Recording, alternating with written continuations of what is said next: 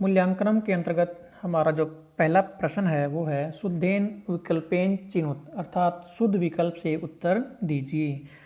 तो इसमें हमारा पहला प्रश्न है श्रीगालस्य नाम की मासीत, अर्थात सियार का क्या नाम था। तो सियार का क्या नाम था? महाचतुरक। तो सियार, तो हमने महाचतुरक पे टिक लगाना है और यहाँ पर उसको फिल करना है। उसके बाद हमारा प्रश्न है श्रीगाल कस्य त्वचम भेत्तुम ना शक्नोत। श्रीगाल यानी सियार, कस्य त्वचम किसकी त्वचा को, भेत्तुम काटने के लिए, ना शक्नोत समर्थ नहीं था।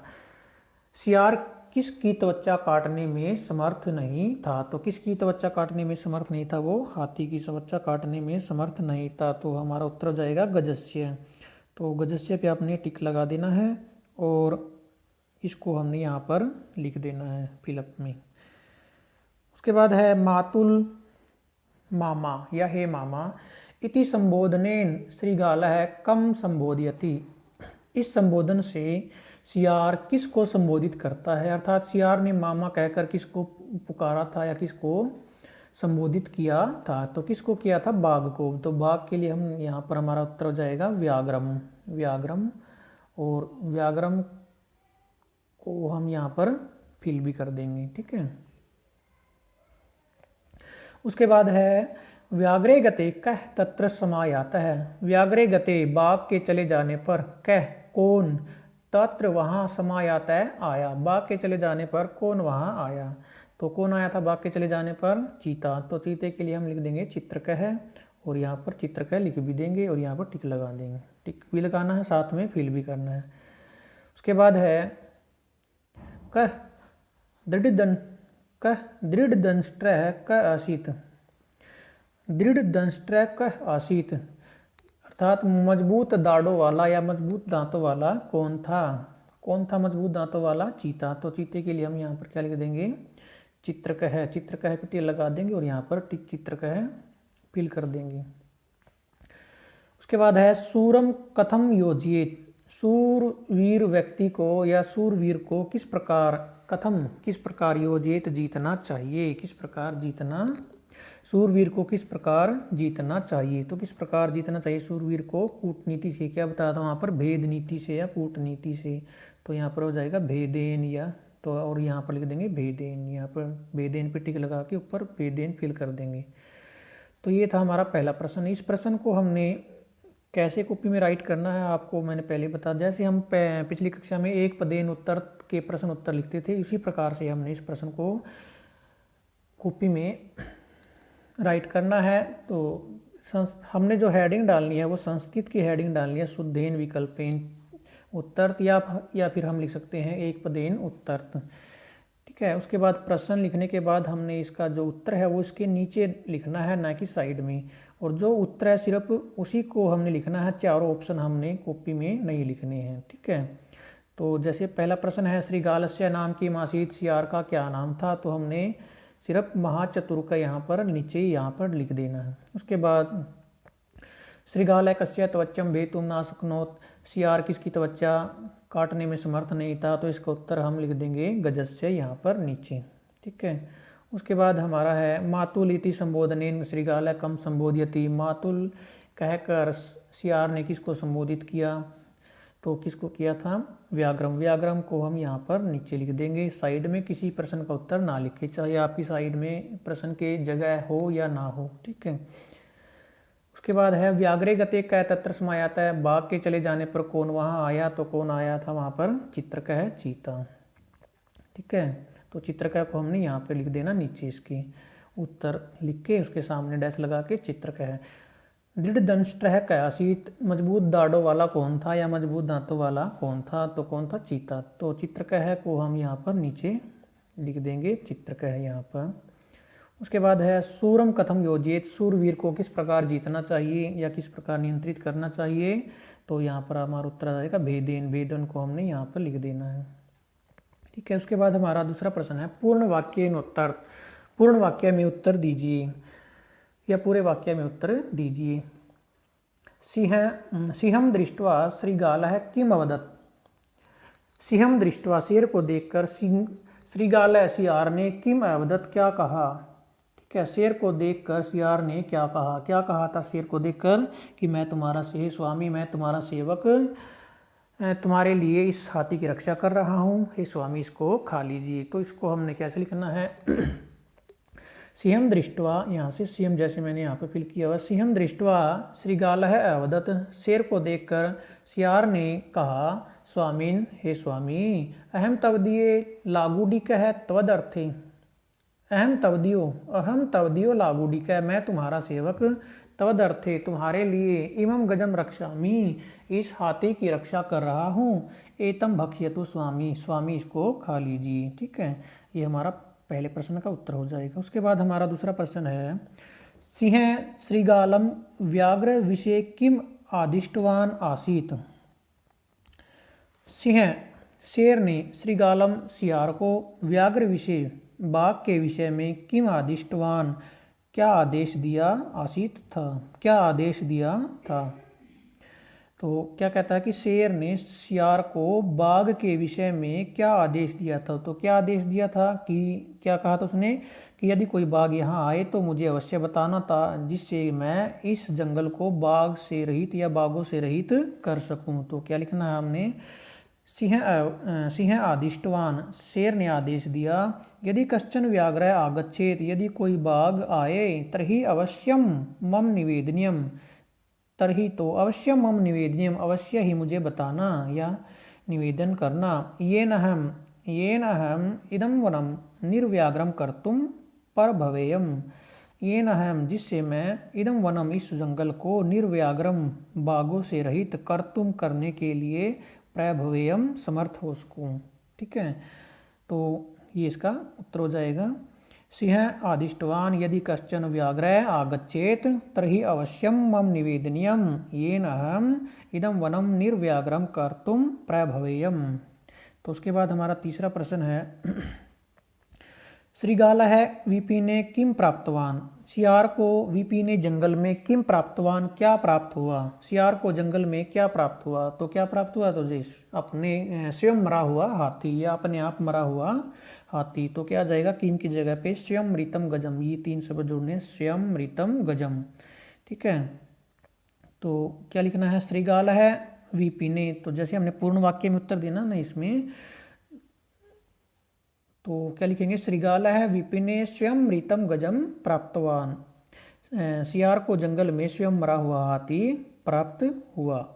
उसके बाद हमारा प्रश्न है फोर्थ, चित्रकम दृष्टवा लोमसः किम अचिंत्यत, चित्रकम क्या होता है चीते को, दृष्टवा देखकर, लोमसः लोमड़ी ने या सियार ने, किम अचिंत्यत क्या सोचा, चीते को देखकर सियार ने क्या सोचा। तो क्या सोचा, तो चीते को देखकर कि निश्चय ही यह मजबूत दांतों वाला है और तो इससे इस हाथी की त्वचा को कटवाता हूँ या इस हाथी की त्वचा का छेदन करवाता हूँ।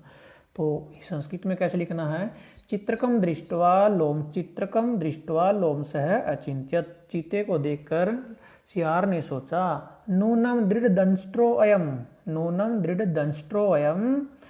तदने, नूनम दृढ़ दंष्ट्रोऽयं निश्चय ही है मजबूत दांतों वाला है, तदनेन तो इससे या इसके द्वारा, गजस्य अस्य चरम छेदम कार्यामि इस हाथी की चमड़ी का छेदन या चमड़ी को कटवाता हूँ।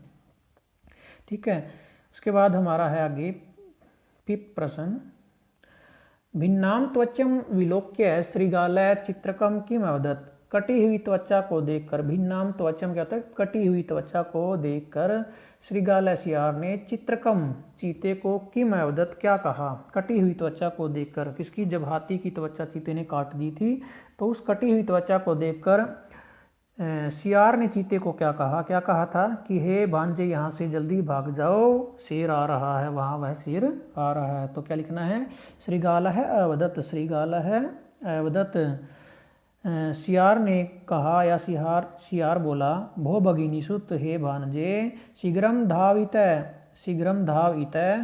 इतः यहाँ से जल्दी भाग जाओ, तत्र सह सिंह आगस्ती, वहाँ वह शेर आ रहा है। ठीक है, तो ये हमारा हो जाएगा, ये हमारा जो पूर्ण पूर्ण वाक्य में उत्तर वाला प्रश्न था हमारा। दूसरा प्रश्न पूर्ण वाक्य में उत्तर्थ यहाँ पर पूरा हो जाता है। इसके बाद हम एक प्रश्न और करेंगे, बाकी के प्रश्न हम नेक्स्ट वीडियो में करेंगे। तो तीसरा प्रश्न है हमारा उदाहरणम अनुसृत्य। उदाहरणम अनुसृत्य धातु प्रत्ययम च पृथक कुरुत।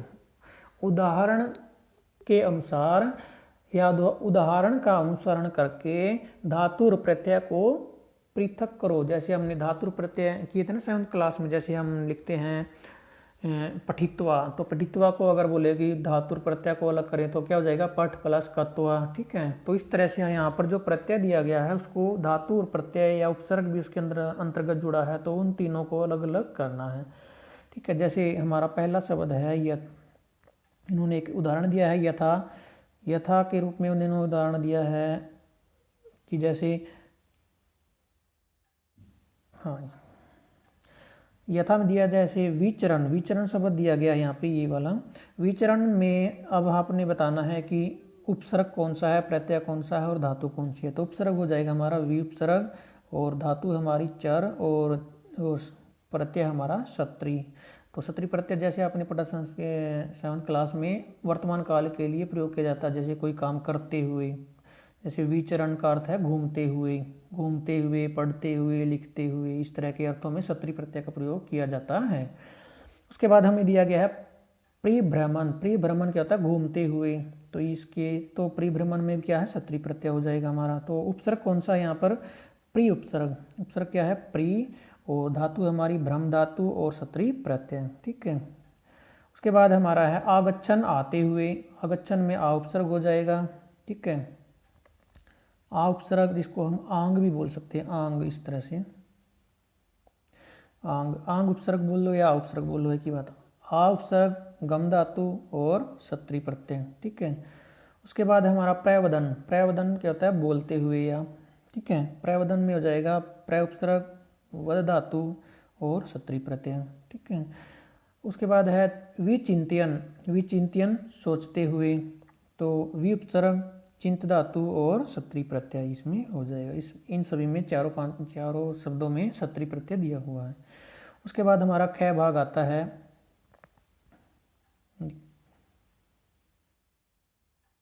ख भाग में हमें दिया गया है जैसे दृष्टवा। उदाहरण के रूप में दृष्टवा शब्द दिया। दृष्टवा में आपने पढ़ा हुआ 7th क्लास में कत्वा प्रत्यय, दृष्ट प्लस कत्वा दृष्टवा बनता है।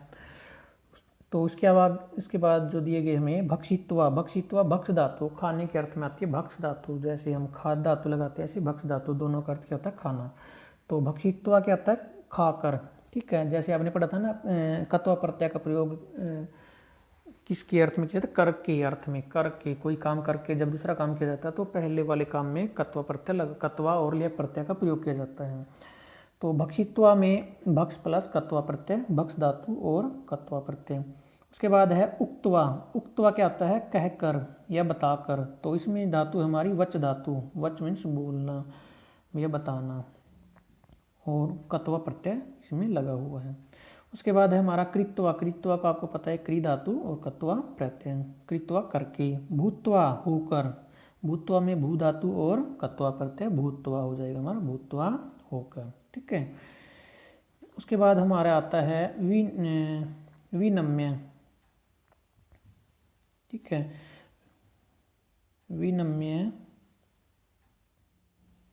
विनम्य, विनम्य में वि उपसर्ग है हमारा। जैसे इन्होंने उदाहरण दिया, वि उपसर्ग, नम धातु और लेप प्रत्यय। तो कत्वा और लेप प्रत्यय का प्रयोग को मैंने बताया था, जो पिछली क्लास में हमने पढ़ी थी, कि कत्वा और लेप प्रत्यय दोनों एक ही अर्थ में प्रयोग किए जाते हैं, और दोनों ही कर के अर्थ में प्रयोग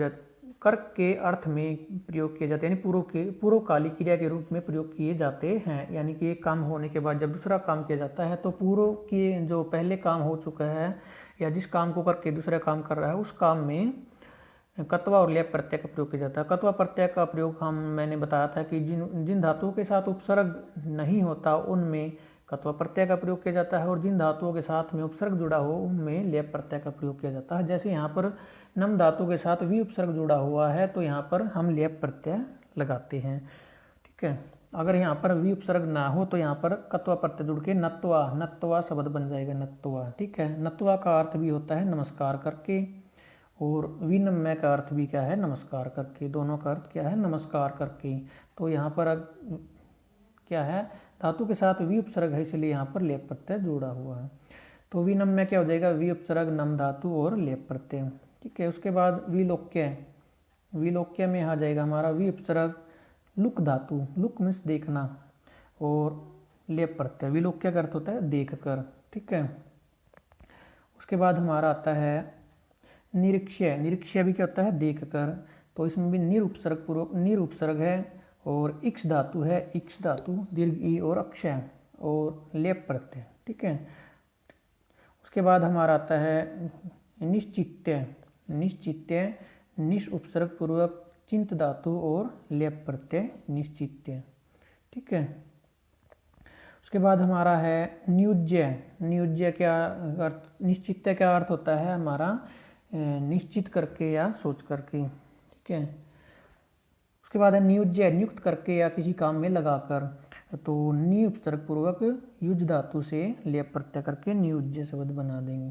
ठीक है, उसके बाद हमारे जो आगे का भाग है हमारा क्या है, घय भाग में कुछ प्रत्यय यहाँ पर दिए गए घय भाग। तो इसमें देख लेते हैं भेतुम, यहाँ पर जैसे उदाहरण के रूप में दिया गया भेतुम, भेतुम में हमारा तुमुन प्रत्यय जुड़ा, भिद धातु, भिद धातु मतलब काटना या छेदना अर्थ में भिद धातु का प्रयोग किया जाता है। तो इसके साथ तुमुन प्रत्यय लगा करके, तुमुन प्रत्यय लगा करके भेतुम शब्द बन जाता है। तुमुन प्रत्यय का प्रयोग में अर्थ मैंने बताया था कि के लिए अर्थ में, जब किसी काम को, कोई भी काम करने के लिए अर्थ में हम कोई वाक्य बनाते हैं, जैसे पढ़ने के लिए, लिखने के लिए, तो वहाँ पर के लिए अर्थ बनाने के लिए या के लिए अर्थ में तुमुन प्रत्यय का प्रयोग किया जाता है। जैसे भेतुम काटने के लिए। ठीक है, तो भेतुम का अर्थ हो जाएगा काटने के लिए। उसके बाद हमारा कर्तुम, कर्तुम करने के लिए क्री धातु तुमुन प्रत्यय। भक्षितुम खाने के लिए, भक्ष धातु तुमुन प्रत्यय। श्रोतुम सुनने के लिए, श्रो धातु तुमुन प्रत्यय। चिंतितुम सोचने के लिए, चिंत धातु और तुमुन प्रत्यय। प्रश्न 4 में हमसे पूछा गया है संधिम कुरुत, अर्थात संधि कीजिए। हमें दो अलग अलग पद दिए गए हैं, उन दोनों पदों को आपने संधि करके लिखना है। 7th क्लास में आपको संधि का जो व्याकरण के अंतर्गत पाठ आता है वो मैंने आपको पढ़ाया था, उसी नियम से हम इन शब्दों को हल करेंगे। तो सबसे पहले जो यथा के रूप में हमें शब्द दिया गया है वो है सिंह प्लस अवदत्त, तो इसका संधि रूप बनेगा सिंहो अवदत्त। जो हमें उदाहरण दिया गया है और उदाहरण के नीचे जो 5 पद हमें दिए गए हैं, ये सारे पद एक ही संधि नियम से बनते हैं। तो जिस संधि नियम से ये बनते हैं उसके बारे में आपको मैं बता देता हूँ। तो जो सबसे पहले हमें पद दिया गया है सिंह प्लस अवदत्त, तो इसको ध्यान से देखिए ये किस प्रकार बना है, सिंहो अवदत्त, सिंह प्लस अवदत्त। जो हमें पद दिया गया है, तो सबसे पहले इसमें जो सिंह के साथ विसर्गें लगी हुई हैं, इनका विसर्ग संधि के अंतर्गत उ वर्ण हो जाता है, यानी कि विसर्गों का उ बन जाता है। उसके बाद जो सिंह के ह के अंदर जो अ वर्ण है, यहाँ हम देखें जैसे सिंह को हलंत होके जिसमें से अ वर्ण अगर अलग करें तो इस अ वर्ण और उ वर्ण का गुण संधि से ओ वर्ण बन जाएगा। उसके बाद ओ वर्ण बनने के बाद जो अवदत्त का अ वर्ण है, तो ओ के बाद अ वर्ण आने से जो पूर्व रूप संधि में हमने पढ़ा था कि अगर पदांत में ए या ओ के बाद अ वर्ण आ जाए तो उस अ वर्ण का पूर्व रूप हो जाता है। पूर्व रूप अर्थात यह अ वर्ण अपने पूर्व वाले वर्ण ओ में मिल जाएगा और इसके स्थान पर अवग्रह का यह एस का निशान बच जाएगा। तो यह अ वर्ण अपने पूर्व वाले वर्ण ओ वर्ण में मिलकर इसके स्थान पर अवग्रह का निशान बच जाएगा और जो ये ओ वर्ण है ये ह के अंदर मिलकर इसकी मात्रा हो बन जाएगी सिंहो। तो तो हमारा यहाँ पर रूप बन जाएगा सिंहो अवदत्, सिंहो अवदत्।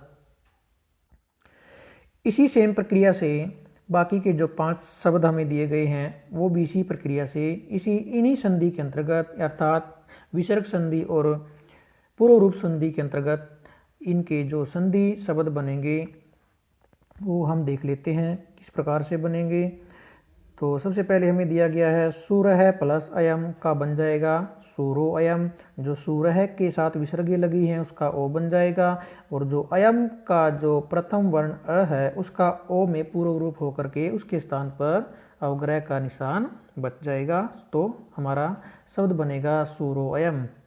उसके बाद है प्रकोपितः अयम का बन जाएगा प्रकोपितो अयम। दुष्ट है असि, दुष्टो असि। क्रुद्ध है अपरय, क्रुद्धो अपरय।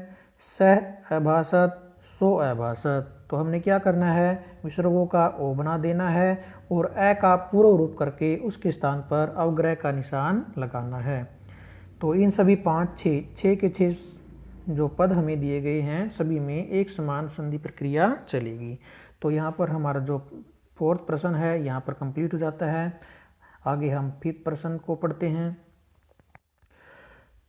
5वें प्रश्न में हमें पूछा गया है कह कम प्रति कथयति, कौन किसको कहता है। अर्थात हमें कुछ वाक्य दिए गए हैं, उन वाक्यों में हमें बताना है कि यह वाक्य किसने किसको, पाठ के अंदर किसने किसको कहा था। तो सबसे पहला वाक्य सबसे पहले तो हम यहाँ पर जिसने वाक्य बोला है उसको आपने क के नीचे लिखना है क। जिसने वाक्य बोला है और जिसको बोला है उसको आपने कम प्रति के नीचे लिखना है। दूसरी बात आपने ध्यान रखी है, जिसने वाक्य बोला है उसमें आपने प्रथमा विभक्ति लगानी है जिस प्रकार से इन्होंने श्रीगालय में लगाई है, और जिसको वाक्य बोला है उसमें आपने द्वितीय विभक्ति लगा के लिखनी है। यानी कि जो वाक्य बोलता है वह कर्ता होता है और कर्ता में आपको पता है कि प्रथम विभक्ति लगती है, और जिसको वाक्य बोलता है वह कर्म कारक होता है और कर्म कारक में द्वितीय विभक्ति लगाते हैं। तो जैसे यथा के रूप में हमें दिया गया है स्वामीन अहम तवदीय लागूड़ी के अस्मि, हे स्वामी मैं तुम्हारा सेवक हूँ। तो ये वाक्य किसने बोला था, सियार ने शेर को बोला था। तो यहाँ पर हम लिख देंगे श्रीगाल है लिखा हुआ है और कम प्रति के नीचे लिखेंगे सिंहम। उसी प्रकार दूसरा जो हमें वाक्य पूछा गया है मातुल हे मामा कथमत्र भवान मृत्यु मुखे प्रविष्ट है। कथमत्र भवान मृत्यु मुखे प्रविष्ट है, आप यहाँ मौत के मुंह में क्यों आए हो। तो ये वाक्य सियार ने बाघ को बोला था, जो उसके पास बाघ आया था। तो यहाँ पर हम कह के नीचे श्रीगालय और कम प्रति के नीचे व्याग्रम लिख देंगे। ठीक है। उसके बाद है कथम च बुभुक्षित इव लक्ष्य से। कथम च बुभुक्षित इव लक्ष्य से, भूखे क्यों दिखाई दे रहे हो या भूखे की तरह क्यों प्रतीत होते हो। यह वाक्य सियार ने चीते को बोला था। तो यहाँ पर श्रीगालय आ जाएगा, यहाँ पर चित्रकम आ जाएगा। उसके बाद है हमारा अहम एतम गजम तुभ्यम एव समर्पयामी, मैं इस हाथी को तुम्हें ही समर्पित करता हूँ। यह वाक्य आपने पढ़ा था। तो किसने, शेर ने सियार को बोला था। तो यहाँ पर सिंह आ जाएगा और इधर श्रीगालम आ जाएगा। आगे है एतम भक्ष्यतु स्वामी, हे स्वामी इसको खा लीजिए। तो यह वाक्य किसने बोला था, सियार ने शेर को बोला था। तो यहाँ पर आ जाएगा आपको श्रीगाल है, यहाँ पर आ जाएगा सिंहम। उसके बाद है न हम अन्येन हतम सत्वम कदापि भक्ष्यामि, मैं दूसरे के द्वारा मारे गए प्राणी को नहीं खाता हूँ। यह वाक्य किसने बोला था, शेर ने सियार को बोला था। तो यहाँ पर सिंह आ जाएगा और यहाँ पर श्रीगालम आ जाएगा। तो यहाँ पर जो हमारा 5वां प्रश्न है ये भी यहाँ पर कंप्लीट हो गया है। आगे जो हमारा 6th प्रश्न है उसको देख लेते हैं, उसमें क्या पूछा गया है। 6th प्रश्न में पूछा गया है शुद्धम विकल्पम चिनुत, अर्थात शुद्ध विकल्प चुनिए। तो शुद्ध विकल्प में क्या पूछा गया है, सबसे पहले पूछा गया है श्रीगालः सिंहम दृष्ट्वा कथम अवदत्, सियार शेर को देखकर किस प्रकार बोला, तो किस प्रकार बोला था, सिर है विनम्य, सिर झुकाकर। कैसे बोला था वो, सिर झुकाकर। तो बाकी के ऑप्शन दिए गए हैं, उद्दंडतया, उद्दंडता से नहीं बोला था, ना ही हास्यपूर्वकम, हंसी में भी नहीं बोला था, और उत्सवरेण, जोर से भी नहीं बोला था। तो कैसे बोला था, सिर है विनम्य, सिर झुकाकर। ठीक है। उसके बाद है सूर है काम नीति विना साध्य नैव भवति।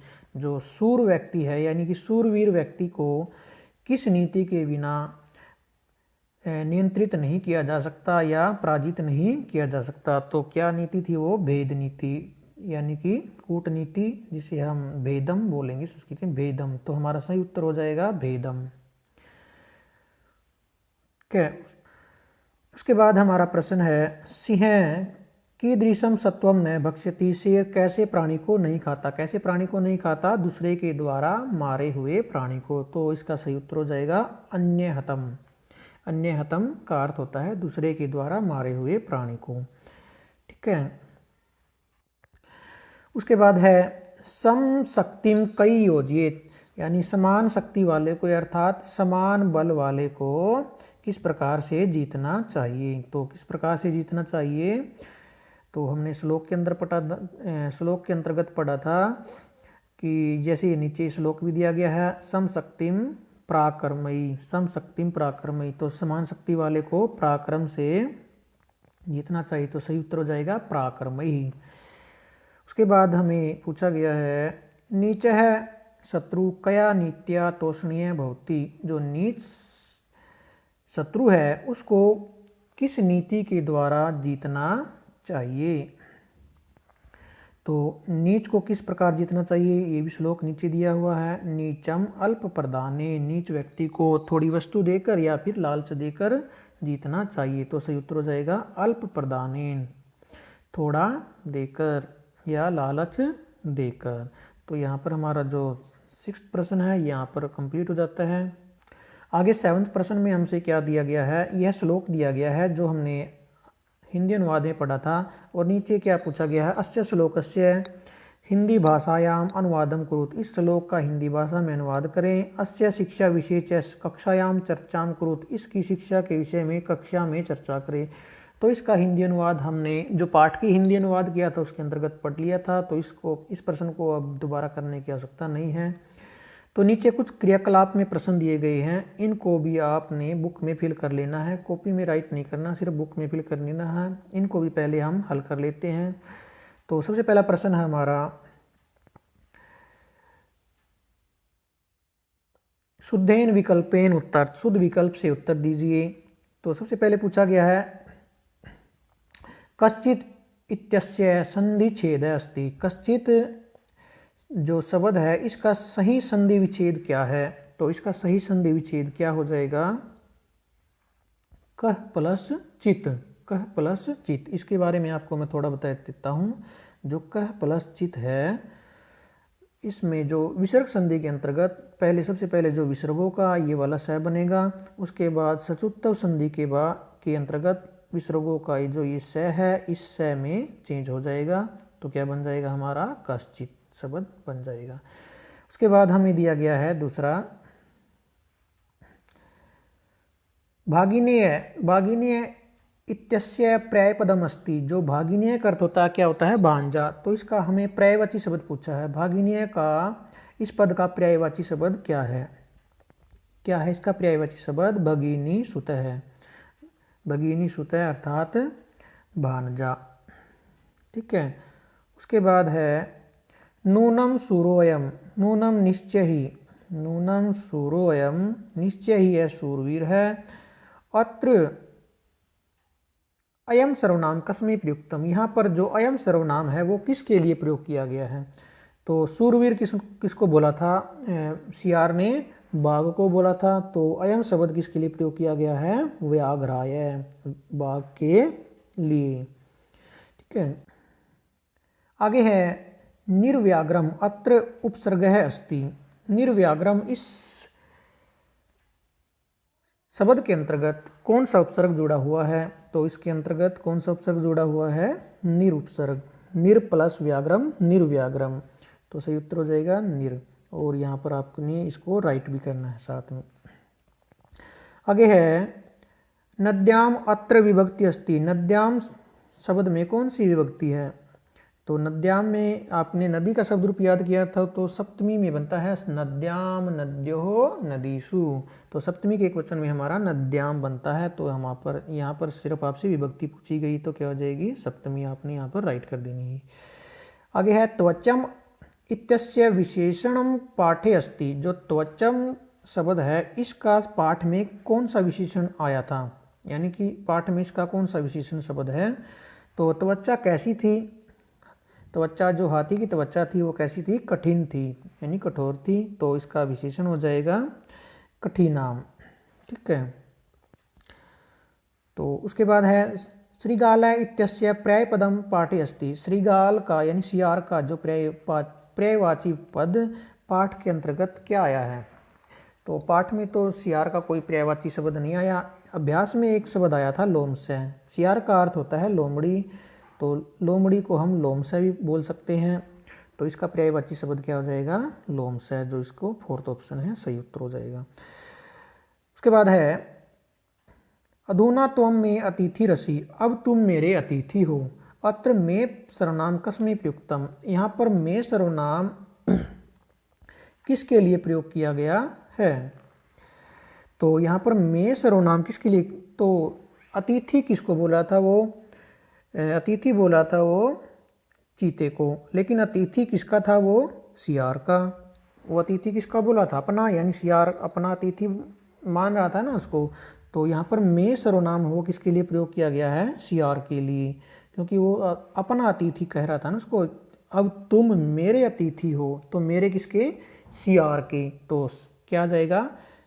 श्रीगालाय है इसका सही उत्तर हो जाएगा। तो उसके बाद हमारा प्रश्न आता है प्रकृति प्रत्यय विभागम कुरुत। प्रकृति और प्रत्यय को अलग अलग कीजिए। ठीक है। तो सबसे पहले हमें दिए गए हैं शब्द कत प्रत्यय के। जैसे हतम में कौन सा प्रत्यय है? हन धातु कत प्रत्यय। तो आपने धातु और प्रत्यय को अलग करना है। इसी प्रकार कुपित शब्द में कुप धातु है, क्रोधित होना के अर्थ में कुप धातु होती है, कत प्रत्यय। प्राप्त्य में प्र उपसर्ग जुड़ा हुआ है और आप धातु है और कत प्रत्यय है। ठीक है। उसके बाद हमें दिया गया है